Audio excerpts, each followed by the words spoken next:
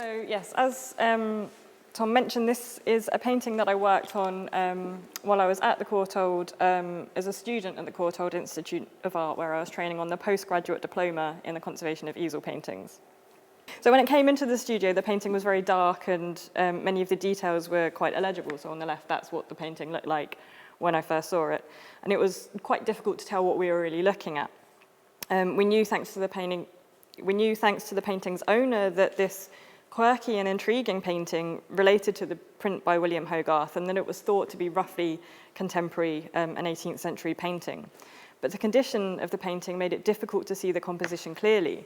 So over the next few months, I worked on uncovering more about the painting using various methods of technical examination to find out more information, and removing dirt, varnish, and later overpaint in order to reveal something a bit closer to what the painting would originally have looked like. I'll be talking about the technical examination and the treatment a bit later, but first I want to just give a bit of background and context for the composition, which derives from a print that Hogarth made in 1747 as part of his series Industry and Idleness.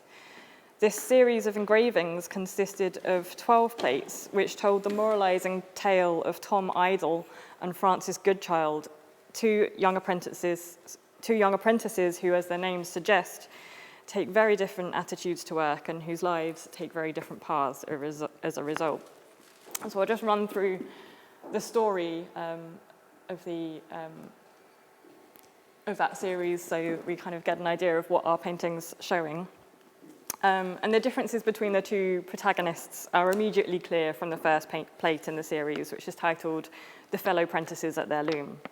So the angelic Francis Goodchild is on the right. He's working diligently at his loom with a pristine copy of a book called The Prentice's Guide at his feet, while idle Tom drunkenly snores away alongside a tankard of beer with his own copy of The Prentice's Guide in tatters at his feet.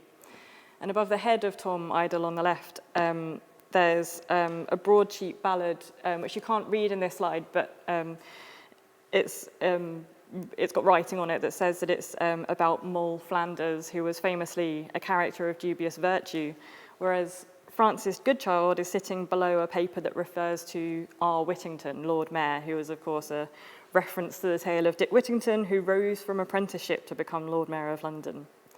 And the master weaver, you can just see at the back of the room, is a moment away from exacting punishment on Tom with a bludgeon. And right from the start, we've really got kind of the futures of our two protagonists quite clearly foreshadowed. You sort of get a sense of where this is going to be going. In the next plate, we see Francis, in the picture on the left, performing the duty of a Christian. He is earnestly singing a hymn in church alongside the daughter of his master. Meanwhile, Tom is outside the church with some quite dodgy-looking characters, using a tomb as a gambling table with various skulls and bones scattered quite ominously around his feet. By the time we get to plate 4, Francis has become such a hard worker that he's become a favourite of his master, and he's been entrusted with a share in the business. Tom, however, has proved to be too untamable for gainful employment and has been turned away from the workshop. So we see him being shipped out to the Navy with a threat of punishment from the guy on the left holding a cat o' nine tails. It's kind of ever-present. Francis's hard work pays off. He finishes his apprenticeship and he gets married to none other than his master's daughter. So here he's taking a moment to pay the musicians who are serenading the happy couple on their wedding day. Tom's choice of female companion is a little less virtuous. The title of this plate sort of sums it up. It's called The Idle Prentice Return'd from Sea and in a Garrett with a Common Prostitute. Sort of very Hogarthian title for a print, I think. And this is the plate that forms the basis of the painting that I'm going to be talking about today, and there's some quite rich narrative detail that I'll be coming to later. But after we leave Tom in the painting, the story progresses. The industrious Prentice is now elevated to the ranks of London's elite. He and his wife get to enjoy a grand banquet as he's now made Sheriff of London, while the idle Prentice suffers the consequences of consorting with undesirables. His prostitute companion has sold him out, and while he's happily counting the proceeds of his life of crime, he's unaware of the officer approaching behind to arrest him. And we can just see in the bottom right corner the sight of a corpse being stuffed down a cellar trap door, which sort of hints that Tom might be mixed up in more than just a bit of pickpocketing. This turn of affairs results in the two apprentices being brought face to face again for the first time since Plate 1. Francis Goodchild is now Alderman of London, and he puts his head in his hands at the sight of the desperate Tom Idle being brought before him in chains. Tom's appeals go unanswered as his criminal associate testifies against him. In the penultimate print, where we move to this kind of widescreen panorama format, Tom's at the centre of a procession to the gallows at Tyburn. He's surrounded by soldiers and jeering onlookers who fight, drink, and scramble up the stands to watch the spectacle. The two skeletons you can just see kind of framing either side of the print tell us what's coming next. Meanwhile, Francis Goodchild is at the centre of a rather different occasion. Seated in a gold coach, surrounded by well-wishers and watched by the Prince of Wales, the industrious Prentice has now been made Lord Mayor of London, his reward for his life of dutiful hard work. Instead of skeletons, he is framed on either side by two abundant cornucopias hinting at a long life of plenty to come. Industry and Idleness was published in September of 1747 and marks a new era of more broad characterization and more sort of explicit and unambiguous moralizing in Hogarth's output. Unlike the previous popular series Marriage a la Mode and The Harlot's Progress, Hogarth didn't actually make any paintings associated with this series. His usual practice was to make the series of paintings first, and these would then be used as advertisements to encourage collectors to stump up cash for the engravings that would then be made from the paintings. But with Industry and Idleness, the intention was to make a more populist and mass market series, which would be available and affordable for a much wider audience. The series was sold at 12 shillings, a shilling a plate, and there was also a more exclusive and smaller edition on better quality paper, which was sold at a higher price for the more elite collectors who were sort of Hogarth's more traditional market. 12 shillings was still a lot for the average worker. It would be almost a month's wages for an artisan or journeyman, but it did make the prints accessible to a more general middle-class audience than had been possible with his prints before. Industry and Idleness apparently sold particularly well around Christmas time when the prints were bought by masters as gifts for their apprentices. And there were also examples of teachers buying sets of the print to hang on schoolrooms, and there were even sermons preached on the subject of the theme of the series. And as Hogarth himself wrote later in 1760, this specific series was, quote, calculated for the use and instruction of youth, wherein everything necessary to be known was to be made as intelligible as possible. And as fine engraving was not necessary to the main design, provided that which is infinitely more material, viz., that characters and expressions were well preserved, the purchase of them became within the reach of those for whom they were chiefly intended. So clearly, this was a print series that had a really wide reach. It was displayed prominently in print shops across London, and it would have been seen and talked about by a wide range of people. Unlicensed copies of Hogarth's popular prints made by other people had always proliferated to the point that he'd played an instrumental role in an early piece of copyright legislation, the 1734 Copyright Act, which is often referred to as Hogarth's Act, which attempted to crack down on the market for cheap pirate copies of prints. The Act protected engravers' rights for 14 years from the publication of an original image, although it has to be said that the Act was initially not wholly effective and unlicensed copies continued to be widespread. It's no surprise that the prints were popular enough to be copied. What's less common is to find a painting that's copied after one of the prints. While it was painted in a very quick and expedient manner, and so it might have been part of a whole set of small-scale painted replicas of all 12 of the prints, it's obviously not a mass-produced reproduction in the same way as the army of London printmakers who were making their own versions of Hogarth's images, which was so much more common. But the painting, as I said, takes the composition from the 7th print in the series, the Idle Prentice Return'd from Sea. So this is the stage at which Tom Idle has returned from the sea voyage that he embarked on after being sacked from his apprenticeship. He's now turned to a life of crime, and he's in hiding in this sleazy garret with his dubious companion, who's gleefully admiring all the watches and jewellery that Tom has liberated from their owner's pockets. The floor around their bed is strewn with the detritus of their lowly situation.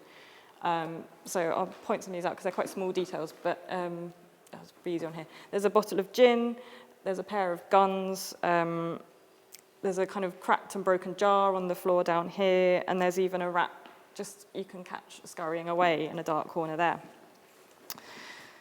Tom, fearing the law will catch up with him, has barricaded the doors of the room and hung his companion's hooped crinoline skirt over the curtainless windows to keep out prying eyes. He's in such a fearful condition that he's startled by the sound of a cat tumbling down the chimney, presumably chasing after the rat that's scurrying away in the corner.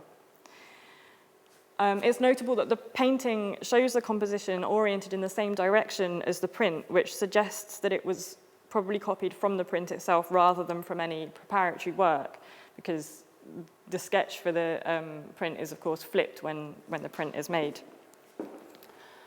There is a preparatory drawing that Hogarth made for this print in the collection of the British Museum, which shows some of the details that Hogarth changed when he came to actually making the print. So in the drawing, there was a sword originally hanging above the bed, and there's no sign of the rat that we see in the print either. There's kind of a few changes made.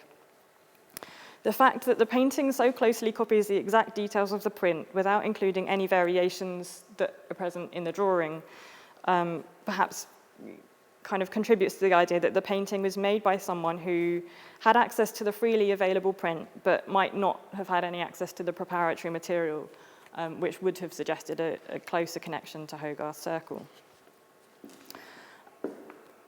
But when the painting first came in to the studio, the relationship of the painting to the print and the presence of all those details kind of scattered through the room was really not very clear. The painting was obscured by centuries of thick discoloured varnish, dirt, grime, and non-original overpaint that had been added later by another restorer. It had undergone a number of interventions in the past. The painting was lined, which means that the original canvas had been stuck to a new canvas, or in this case, the restorer had used 2 pieces of additional canvas to provide additional support. And this had then been stretched onto a new stretcher. So this is the back of the painting. And this stretcher, I mean, I don't know if everyone's seen the painting or not. It's sort of about the size of an A4 piece of paper, roughly. So it's a very chunky, very robust stretcher, and it's similar to those that were used by sort of 19th century restorers. That's the kind of time that people were using this really robust kind of stretcher. So that's probably when the lining of the painting took place. The canvas and the lining are now very sturdy and stable, so there wasn't any need to carry out any kind of structural repairs to the painting, and that meant that I could focus all of my attention on the aesthetic treatment. So this is where various methods of technical examination came in helpful in understanding more about the condition of the painting and about the layers that had been added on top of the original paint. And I'm going to explain some of these methods as I go along, so if anyone already knows all that stuff, I apologise in advance for kind of repeating what you know already, but just to kind of give a general introduction to the kind of methods that I used on this painting. And one method we use as conservators is to look at the painting's surface with ultraviolet light. Traditional varnishes are usually made from natural resins, which fluoresce under UV light, whereas oil paint usually doesn't, or at least it doesn't as much as a varnish. And so looking at this painting in UV light when it first came into the studio, this is before any treatment was carried out, you can see that someone at some point has made an attempt to remove the varnish just from the light parts of the painting, just from the figures, and they've left the varnish everywhere else. They made no attempt to remove the varnish from that very murky, dark background, and that's probably because Darker colours tend to be more difficult to clean because of the way they dry. They tend to be more sensitive to solvents than other colours, especially colours that contain white mixed in. So it's really not uncommon to find paintings where the lighter passages have been cleaned and then the darker passages left alone. So it kind of really disrupts the colour balance. You get these very bright colours, and then the darkest colours are just completely murky and obscured. Photographing the painting in infrared light told us a bit more about what was going on underneath the varnish. So this works by IR wavelengths penetrate a bit further into the object than normal light does. So it's possible to find out what's happening just below the surface. It's the way it's kind of usually most helpful is in finding the artist's underdrawing in a painting. So drawing materials, carbon-containing materials, show up very clearly in infrared light. So this is just an example to show what that does.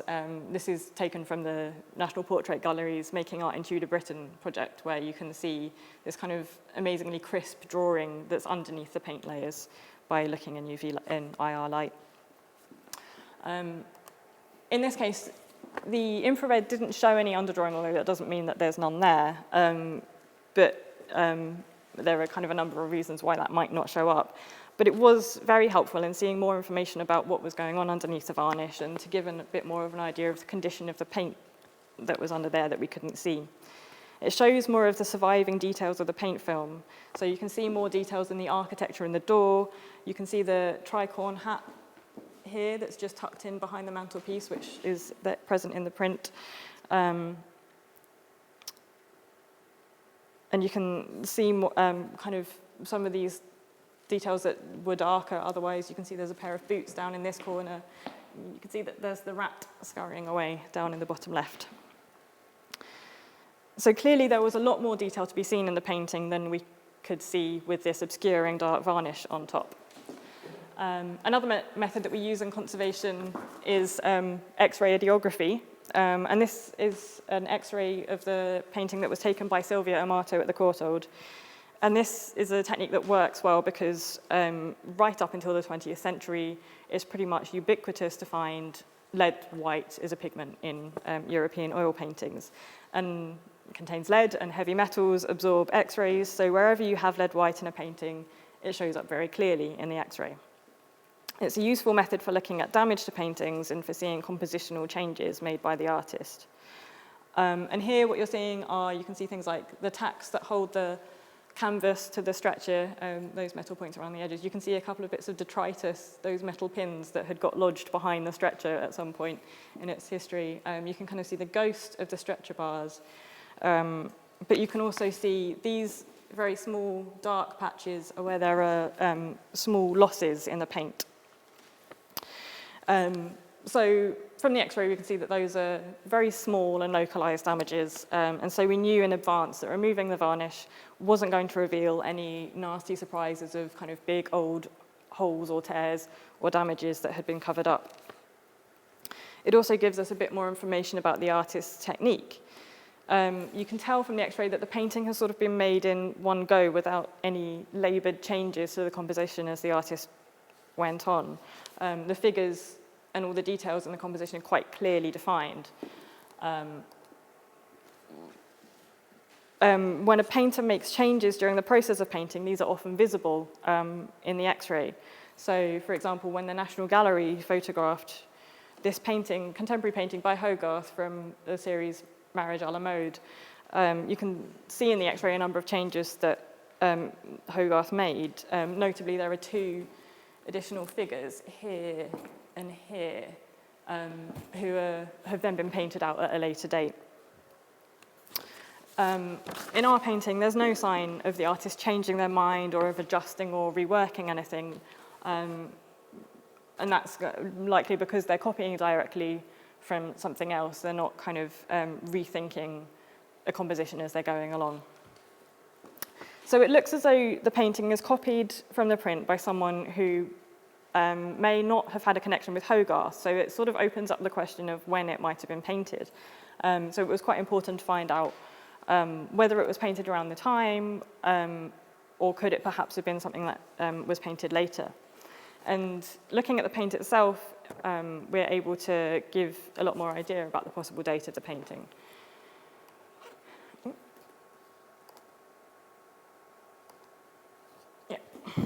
So cross-sections taken through the paint film are used to demonstrate how the painting is built up, so how many layers of paint there are and what kind of pigments were used.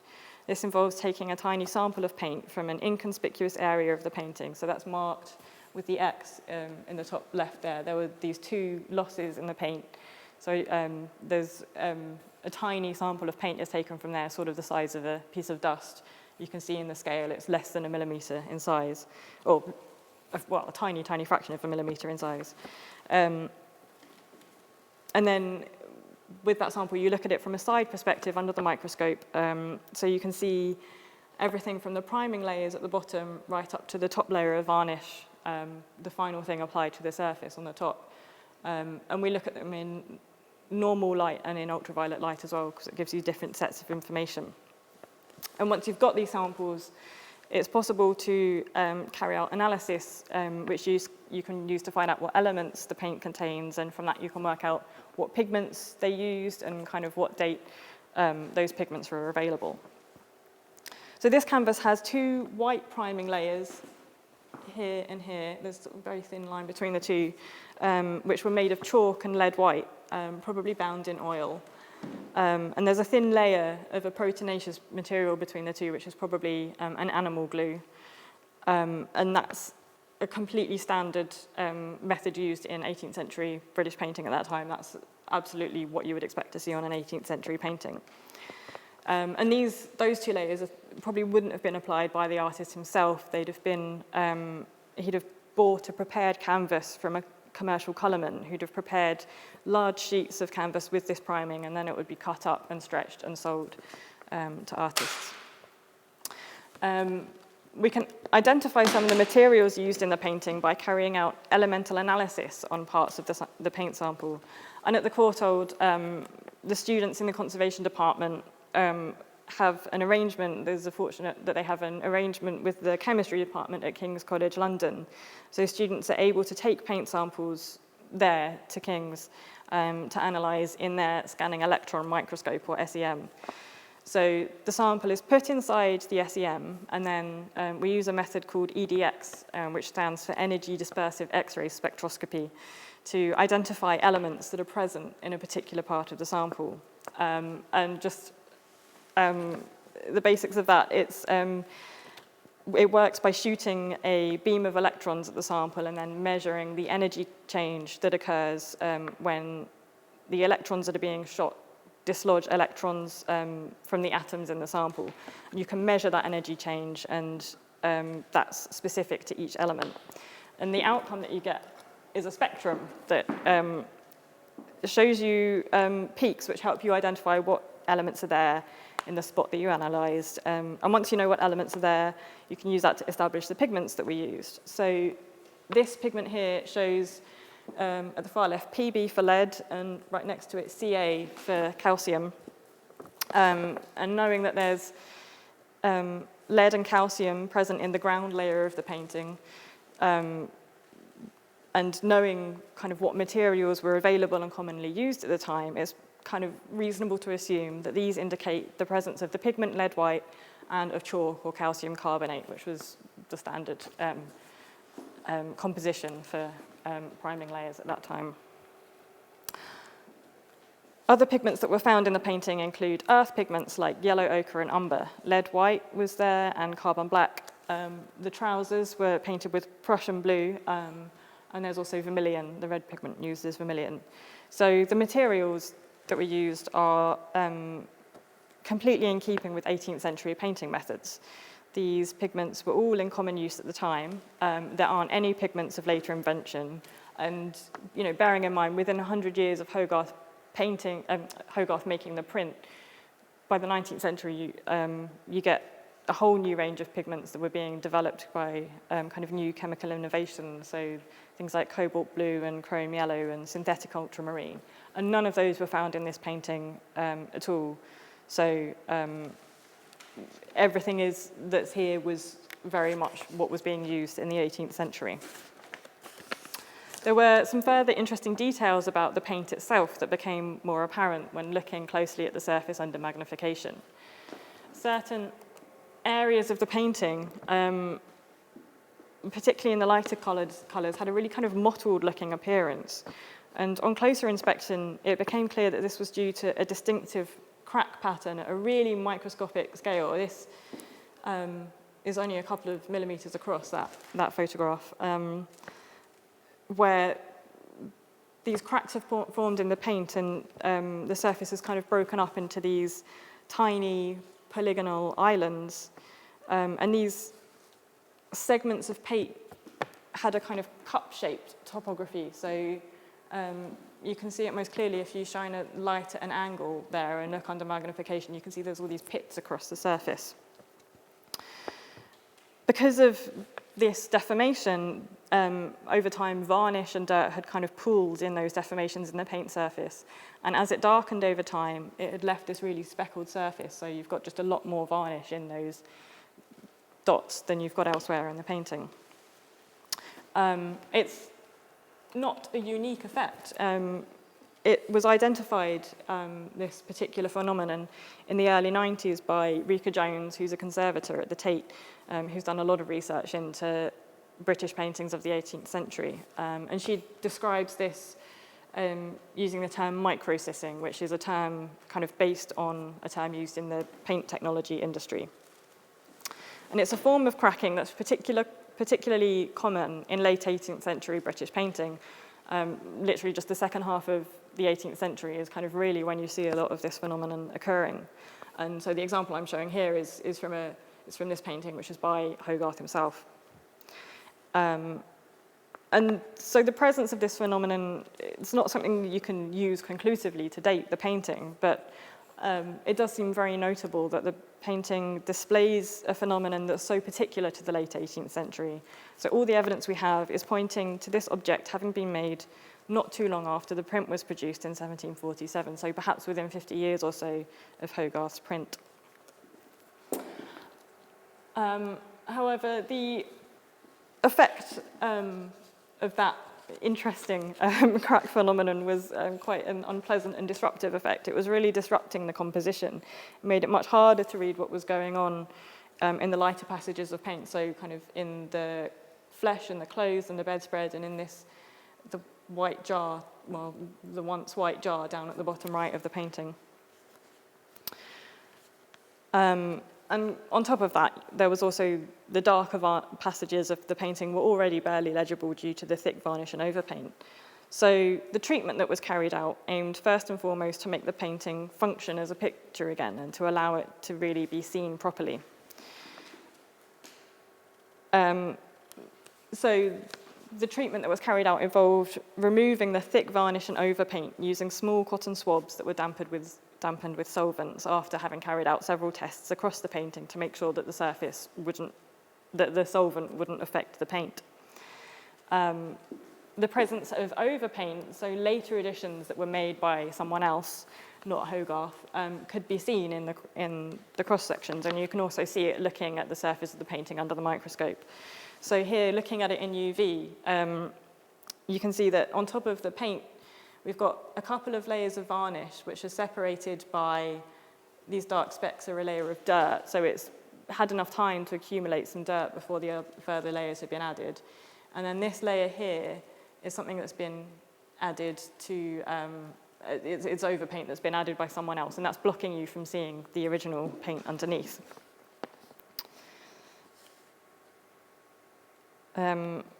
And as I said, it was possible to see that material on top of the original paint by looking through the microscope in the studio. So as I went along cleaning, I was able to check in each area that I was working where the overpaint was, and I knew what I was working on.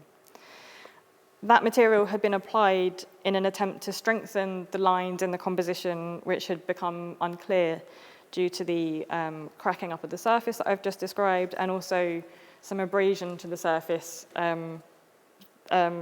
which was probably caused by an earlier over-aggressive cleaning of the kind that was kind of carried out in the 18th or 19th century, before we had the kind of techniques of understanding and carrying out treatments that we do now.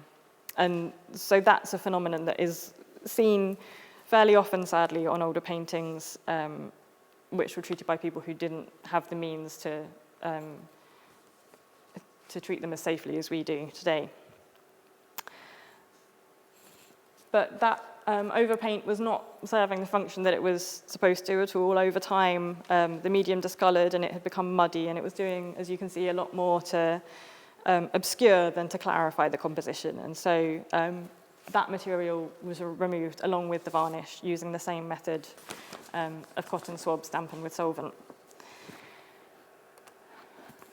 That topography of the paint surface that I was talking about made it very difficult to remove the degraded varnish from inside those microscopic bits of paint. I was able to remove some of this material mechanically under the microscope, which helped to improve the appearance. You can see this is during that stage. You're starting to be able to see more of the white paint underneath, but you've still got this very kind of speckly appearance. And there was only so far I was able to take that cleaning safely. So an important stage in making the painting readable again was to carry out retouching to visually reduce the effect of some of the more distracting changes that had occurred over time, and to kind of allow the original paint to be seen more clearly without the eye being drawn to areas of dirt or abrasion that were otherwise making the composition less clear. But at the same time, of course, it was important to avoid the kind of excessive overpainting that was carried out in that much earlier restoration. And so the idea with our modern conservation practices is just to increase the clarity of what the painter painted by kind of visually knocking back the non-original aspects that get in the way, but really allowing the original paint to not covering up the original paint.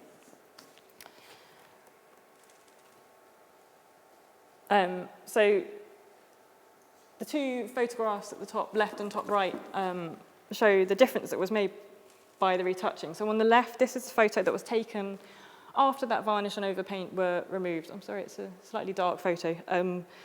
It's not as clear as it could be. But so that's the painting after it had been cleaned and a new clear varnish layer had been applied. The patches of white you can see are a putty made of chalk and gelatin that were used to fill in the holes in the paint surface to bring the surface to an even level with the paint. That's just, our eyes are very sensitive to texture, so even if you got the color match exactly right, if you didn't have the surface at the same level, those damages would still catch your eye and they'd be distracting and kind of confusing. So the retouching is then carried out on top of those white fills, and we use in conservation pigments bound in a range of synthetic resins to carry out retouching. And these are media that are known to have stable aging properties so that they won't discolor nearly as quickly as other media. And they'll remain easily removable in solvents that won't have any effect on the paint. So the idea is to keep everything as reversible as possible so that the non-original material which we add today will always remain clearly distinguishable from the original paint. You can always identify it easily, and it can always be easily removed in the future. As well as retouching those areas of kind of complete loss in the painting, I also carried out some retouching to help integrate the areas that had been made less legible by the microstitching and by the past overcleaning. So where that kind of disruptive cracking was most pronounced, I'm just using this example of Tom's face to show you. So these kind of lines around the nose and sort of in the forehead, you can see that were really broken up by that cracking effect. And so those, you just kind of dot in very small amounts of retouching to help them read a bit more solidly and make a bit more sense. And where there was still discolored varnish that had pulled in these surfaces and couldn't be removed, those I would take the color of the paint underneath them and dot them out on top so that you just get a much greater sense of what's going on there. You can see the highlights much more clearly and you can see the outlines much more clearly. So once that was all completed, the painting ended up looking like this, which hopefully you'll agree is clearer to see and a bit more, a bit kind of livelier and a bit closer to what the original painting would have looked like. And as Tom said, it's now on display here, just sort of around the corner. So if anyone hasn't been to have a look at it yet. But that was the kind of the conclusion of the treatment, and so it's sort of nice to be able to bring that painting back out of those kind of centuries of dirt and grime and varnish. And I'd be happy to answer any questions if anyone has any about the treatment. It took a while, it took a long time. So this was, it was carried out as part of my training, so, you know, under very, very close supervision, of course, but one nice thing about that is that it means that you do have the time to carry out all that technical analysis that you don't always once you finish training. So I was in the studio, I was working on a couple of paintings at the same time, several paintings on the same time, but it was in the studio for several months, probably a year, including kind of working on other things at the same time, but yeah. Yeah, you're sort of, it's quite a small thing and you kind of get to know every inch of the surface by the end. Yeah. Do you suppose it might have been a fake? No, tried passed off as a Hogarth? I don't know that enough about what kind of the 18th century market was like that for, but I can imagine bearing in mind it was probably carried out within Hogarth's lifetime, roughly, it would be a bit cheeky to try and pass off, I would think. I don't know, I think there was definitely, in that period of time, there is a big market for kind of reproductions of things and not necessarily selling them as something else, but you couldn't kind of, you know, you couldn't buy reproductions of paintings so easily as we can today, you know, to hang on your wall. So in a sense, commissioning someone to paint a small reproduction kind of probably would have been within the means of middle class society, and was it original Hogarth the sort of kind of allegorical image of a broken bed, or is that something that had a longer tradition, do you know? That's not something I know, actually. It's I've never seen it before, so I'm thinking of Tracy Emin. Yeah, it's sort of an 18th century Tracy Emin in this picture, I think. That's a really interesting question. It would be interesting to know. Yeah.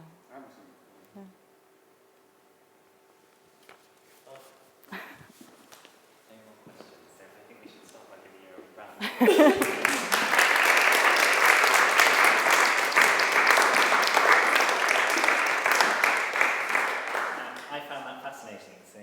Thank you. It's revealed the science behind the magic of these pictures appears. I think it's a real testament to your skill, but now when I look at this picture, all I see is this beautiful glossy surface and a fantastically preserved painting. You have no awareness that any of that work has taken place. It just looks beautifully clean and lovely. And as Claire said, if anyone would like to see the picture, it's just through here, and on the left, if you follow through, you'll see the door is open. It is genuinely that way. It seems like you're in a labyrinth kind of a room. Do go and have a look. It's beautifully lit, and you can see a modern reproduction of the Industry and Idleness series just next door. And do join us for a glass of wine as well, which will be appearing very shortly. And here I just need to go and get the chilled bottles. So thank you very much for coming this evening.